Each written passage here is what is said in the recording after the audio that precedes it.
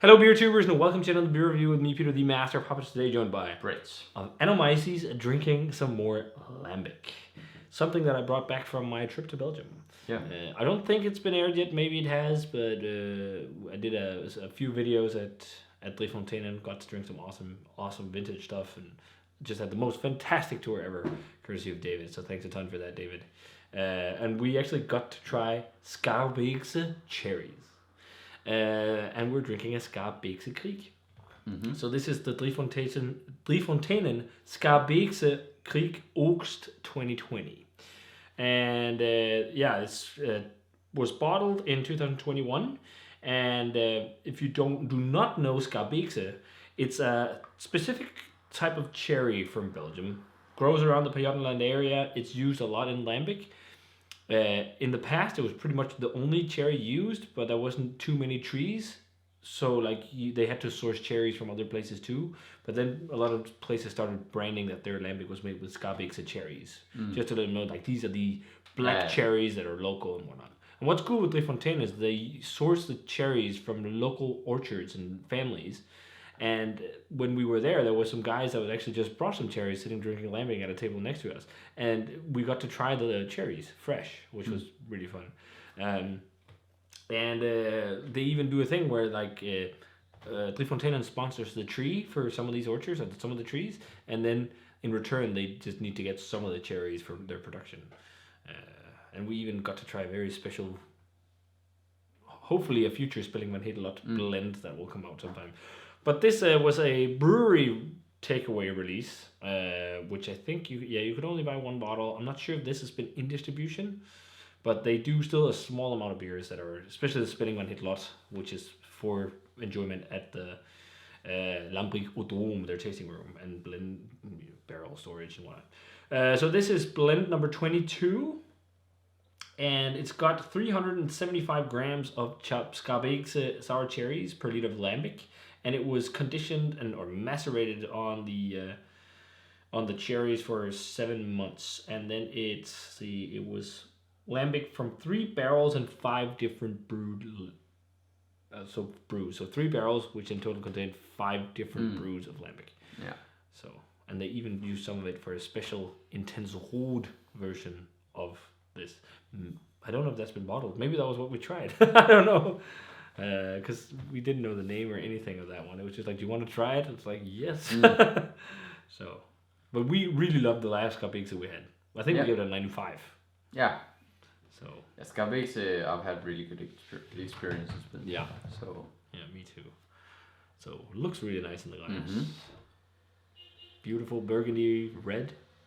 Yeah. Nice pink head. Let's check out the aroma. Yeah. Oh, wow. Really almondy. Yeah. Really heavy on almond. It's 6.5%, and this has been in the bottle for a year. Mm-hmm. Such a beautiful, intense cherry flavor. Yeah. Aroma. It's very much like the Flagstale cherry, but a bit more bright. Mm-hmm. Yeah, it has a bit more of that red fruit character rather than just dark, really dark, heavy cherry. Yeah, there's a bit almost like raspberry, strawberry, or just forest berry. Yeah, I was thinking of like really ripe strawberry. Yeah. But it's vanilla too. Yeah. But it's so intense on almond. This one.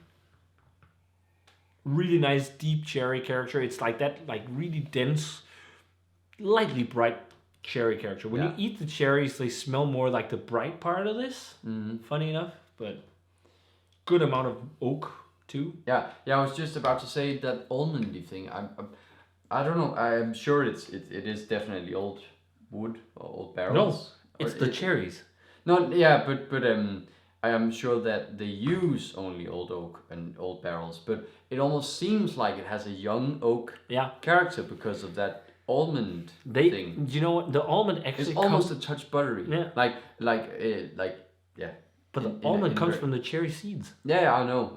But are you thinking as a woody almond? Yeah. It almost smells like an almond, almost like a buttery almond character from fresh barrels.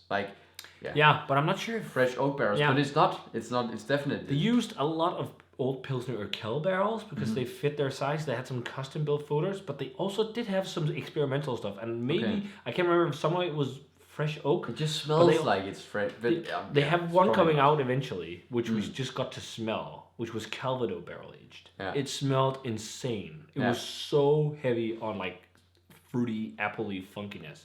It smelled awesome. But this, it's so deep on that vanilla almondy, almost like a vanilla custard. Yeah, creme exactly. brulee custard. Yes, and that's what I mean by that. Okay, but that could be like a creaminess. I understand like caramel creamy woodiness. It's just the character like really fresh oak barrels give that custardy vanilla almond thing. But maybe they did condition this on like the cherries in fresh oak, because they had like separate barrels that they used for maceration. Yeah. So that could be it. I just think this one. It's also we haven't drunk that much Kriek this young, but it just has a young oak character too. Yeah. Somehow, so maybe there's one barrel or one or two of the barrels that were fresh, or the cherries were macerated in fresh barrels. I'm almost getting cinnamon and brown sugar too. Yeah, it has some of that, but I've had more in like slightly more aged Kriek. Yeah, and the funk is quite mild. But that's to be expected in lambics like this. To me, it's more like that forest floor, like or like walking into a forest where it's just rained. Or something. Yeah, just like a topsoily type leafy thing. Yeah. But what I love is the vibrancy of the fruit. Yeah. And it smells like it's not going to be scrapingly sour. And that's one of my problems often with like fruit lambics when they age for too long. Like remember when we did the was it the Gambrinos blind, where I was so disappointed in the amount of sourness. Yeah, one of them but was those were really sour. Yeah. Like but raspberries are also.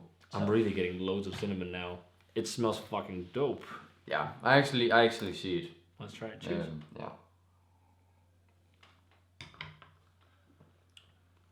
Oh, yeah. There's that's loads really of good. It's almost got flavors of Pinot Noir. Yeah. It has that like rustic Pinot Noir red grape kind of quality because it's like a light grapey flavor, and tannic, like. I guess that's like cherry tannins. Yeah, and fuck, that's good. Probably from maceration. Yeah, and it also has almost like a black pepper cherry. No, not black pepper cinnamon as a spice up front. Almost nutmeg. And then it goes into that slightly more tannic, like almost like grape or cherry skin kind of character in the finish. Super light topsoily funk. But it's nice, a really balanced acidity. This is awesome. It's such an awesome cherry character. Like, this really makes me want to try the Flagstale one with like Stone's cherries. Yeah. Because they're even deeper in flavor than this. Yeah. And it's also immensely balanced. It's like a medium minus, maybe even minus sourness. Yeah. Or acidity. I'm impressed by the amount of tannins. I didn't expect this much. Lots of vanilla as well. But I think you get that when they're younger. Then like the tannins. Yeah, that's true. Like get softer. Yeah. And then the acidity goes up. Yeah. So it's like a question of like, would you like more acidity or would you like the tannins? Yeah. Like when you drink your cherries, or cherries as fruit lambics. I was talking to people about it, and like a lot of people actually recommend drinking fruited lambics within a 6-month time frame, depending on what fruit it is. Yeah, like cherry lambic or stone fruits and whatnot like that. Like they can age for a long time if you want, and they'll get interesting. But if you want a vibrant fruit character, they're best to drink fresher, which is interesting. But it's also fun to age them. I think so. And some of them really develop with age, but you don't get that explosive, fresh, juicy fruit character with age. No. That's why with lambic you always want to buy more than one bottle, because then you can have one sitting and see how it develops. Yeah. But personally, I think cherry lambic ages pretty well because it's a bit more, it's more deep. Yeah. And it has a bit more heft. Whereas a raspberry lambic, I'm not too fond of. But raspberries are also usually quite sour. Yeah. I'm gonna give it a 95, like the last blend we had. I like it as much. Maybe I even gave that a 96. Actually, I think I gave that a 96. But I was 95. I think it's a world class cherry lambic. Like it's. Fontainen's best cherry beers are this and Intense Wood. Because I've had like one really good Oude Kriek, but I've had several really good, but I've had one that was like world class. Yeah. But that's a couple of years ago. I'm probably a bit split between a 94 and 95, but yeah, I think definitely it could go 95, 96 with a bit more complexity maybe from aging. But yeah, if you guys had a chance to try the Fonteinen Schaarbeekse Kriek blend number 22 from 2020/2021. Let us know what you thought of it. This was a wonderful lambic. And if you're a lover of cherries, you will love this. If you already had this one, let us know what you thought of it. As always, remember to comment, subscribe, check out the Facebook fan page and Twitter and Instagram. Give this video a thumbs up if you enjoyed it, and ring the bell for future notifications about videos. And we're going to say cheers. Cheers. And wonderful cherry lambic. And see you guys. Schaarbeekse cherry lambic. And see you guys in another beer review. But beer review. I started. What the fuck?